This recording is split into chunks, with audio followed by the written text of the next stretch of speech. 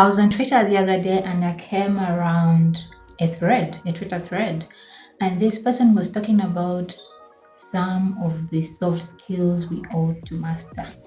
I was like, makes sense. So I decided to share with you. And here we are. Here are a few soft skills we ought to master.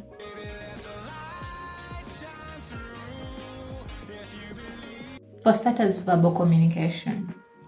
Verbal communication is very important if you are in the corporate world or in the working world.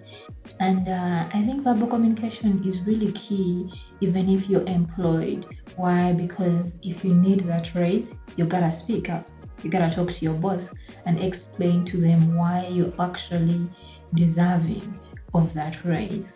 And then when you're a business owner, verbal communication is key, especially when you're pitching about your business.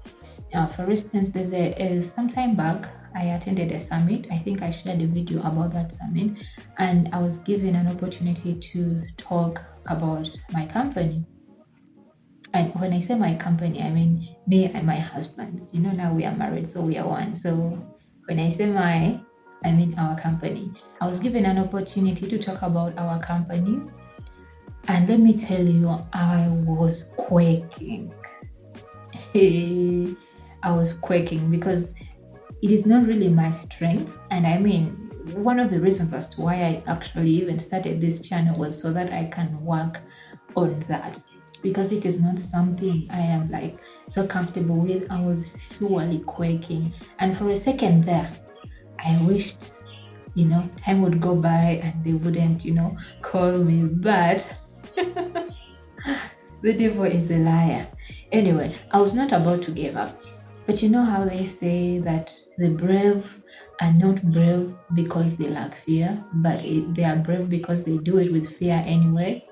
I was brave and I gave my speech. And at the end of the day, as we were having, the cocktails at the end of the summit, I mean, I got some good compliments and I took a moment to pat myself on the back. I was like, okay, you're doing well.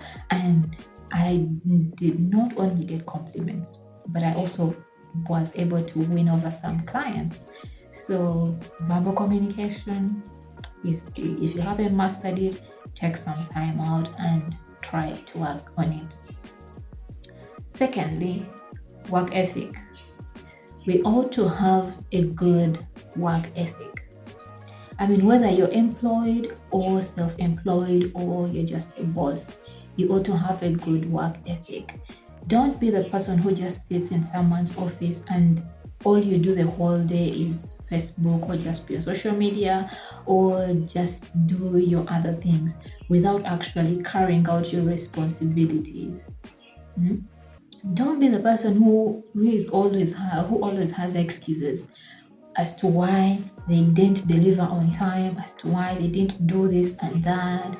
You're always complaining, you're doing a lot of work, but you're being paid little. Like, who forced you to accept that job?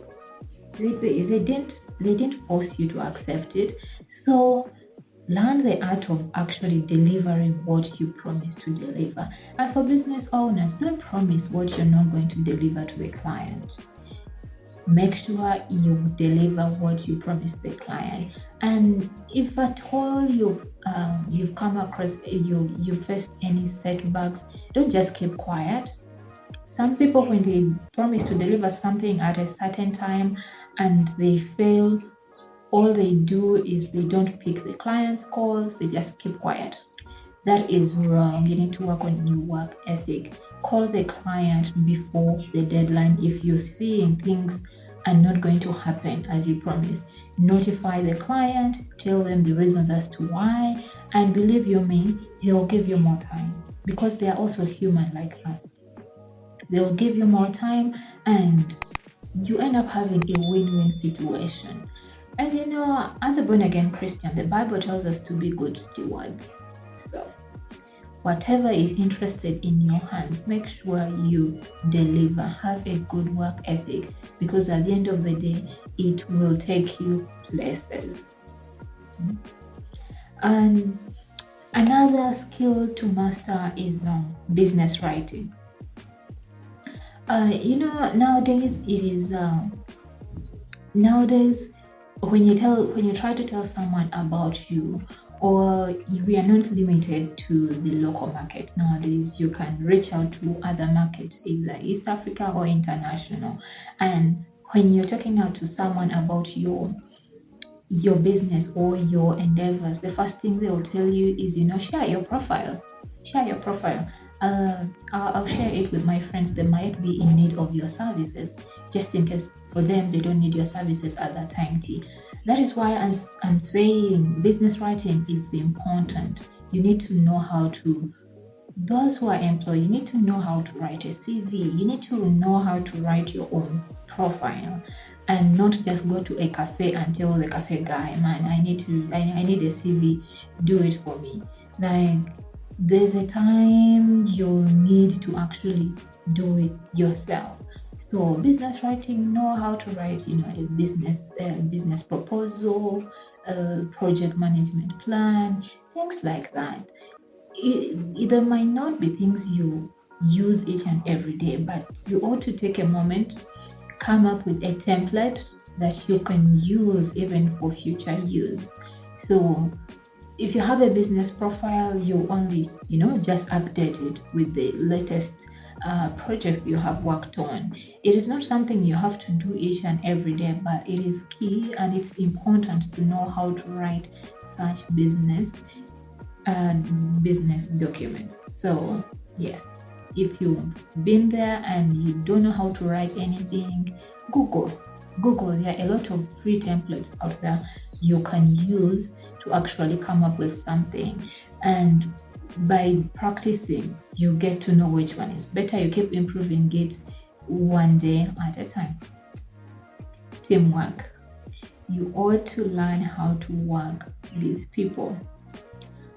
We are brought up from different backgrounds, and so we react different in different situations. We handle things in different ways.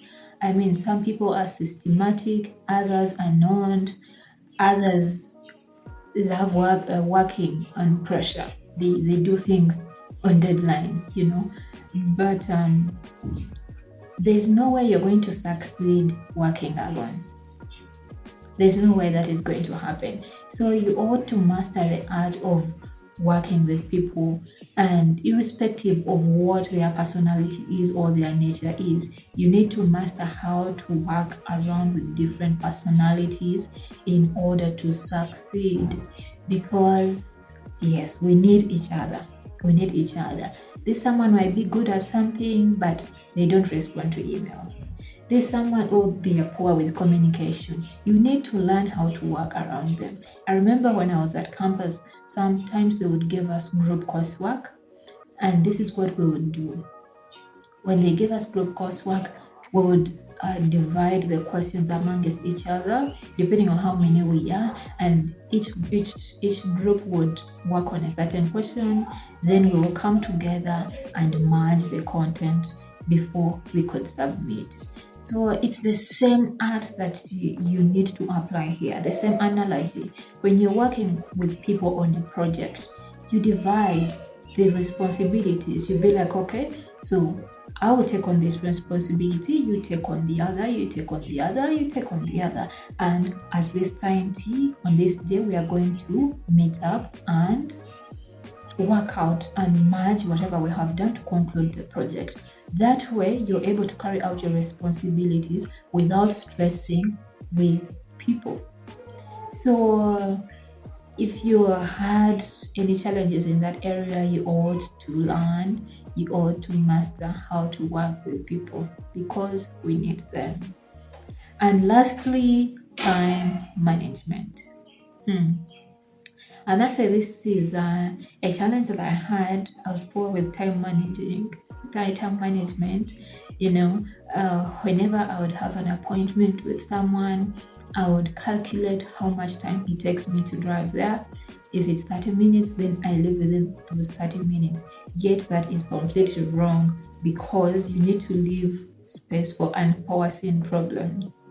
Like, There's a time I was going to meet someone, a potential client, and I calculated it like that and I got a flat.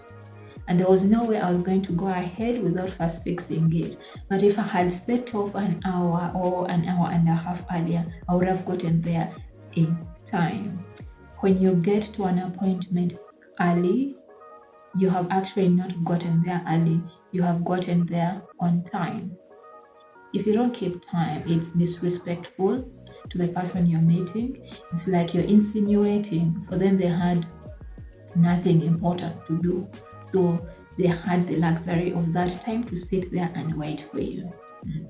And of course, there are cases whereby you actually set off on time and you actually got a bigger challenge along the way.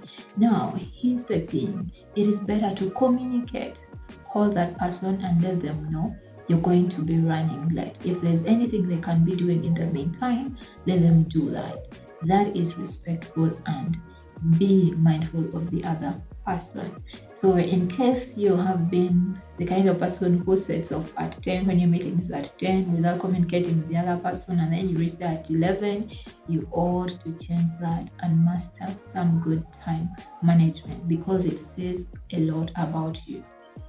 Otherwise, that is all I had for you today. I hope these soft skills will be able to change someone's life out there. And if you haven't subscribed, please consider subscribing by clicking the red button below and click the notification bell so you're the first to know when I upload new content. And I'll see you in the next one. Ciao.